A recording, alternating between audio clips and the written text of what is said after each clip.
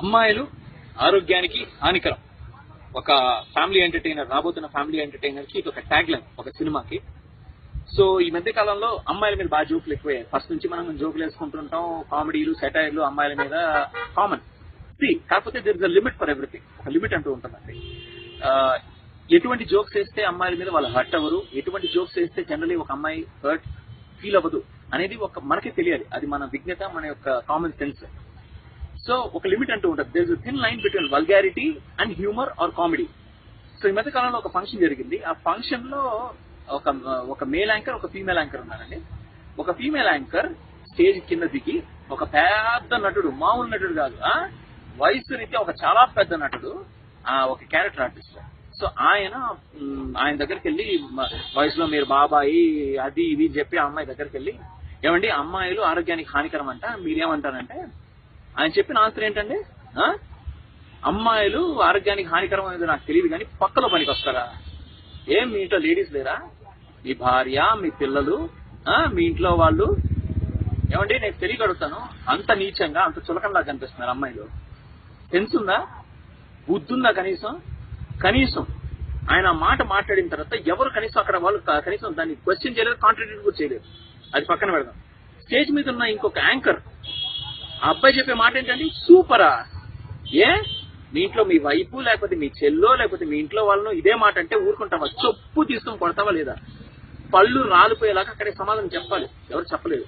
That is really very bad. పైగా అదొక పెద్ద ఆడియో, పెద్ద ఫంక్షన్. దాంట్లో ఒక్కరు లేరండి కాంట్రడిక్ట్ చేసేవాళ్ళు.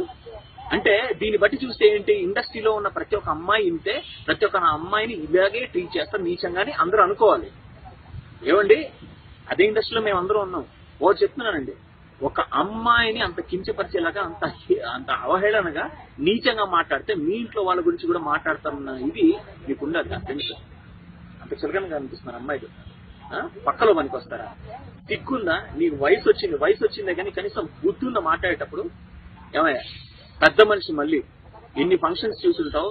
అసలు అమ్మాయి స్టార్టింగ్ అనేది మీ అనుభవం అంత ఉండదు, మా వయసు అంతా మీ అనుభవంతో ఉండదండి సార్ మీరు చాలా గొప్పవాళ్ళండి. కాకపోతే దయచేసి ఇట్లాంటి పనికి మాలిన లేకపోతే నీతి మాలిన మాటలు, పనికి మాలిన చేష్టలు చేయకండి.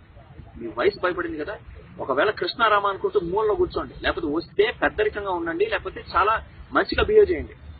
అంతేకాని ఈ రోజుల్లో సోషల్ మీడియా లేకపోతే యూట్యూబ్ ఛానల్స్ లేకపోతే బయట మనకు మీడియా ఎంత పవర్ఫుల్ గా ఉంటుందో, మీరు ఒక్క మాట అంటే చాలు దాని వైల్డ్ ఫైర్ లాగా వైరల్ గా అయిపోతుంది మొత్తం.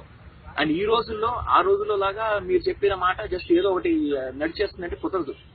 నిలబడతారు, క్వశ్చన్ చేస్తారు. నాలాంటి వాళ్ళు ఇంకా 100 మంది వచ్చి క్వశ్చన్ చేస్తారు, బూతులు తిడతారు. నేనైతే ఇక్కడికి ఆగాను, బూతులు తిడతారు. ఏమండి అసలు బుద్ధి ఉందా అండి? నీ వయసు కనీసం గౌరవం ఇస్తా? Sense sir, at least some common sense should prevail. What are you talking? What the hell are you talking?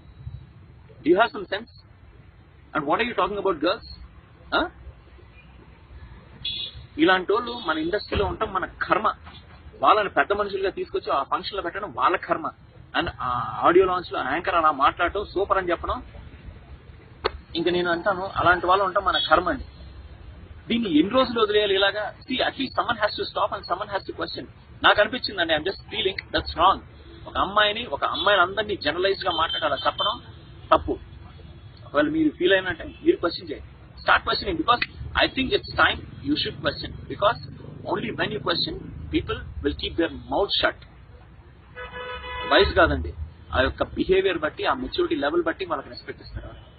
ఇప్పటికైనా సిగ్గు తెచ్చుకోండి బాస్, సిగ్గు తెచ్చుకోవయ్యా బాబు, పెద్ద మనిషి దండం. ఇంకోసారి అమ్మాయిల గురించి అలా మాట్లాడదు. Okay, thank you.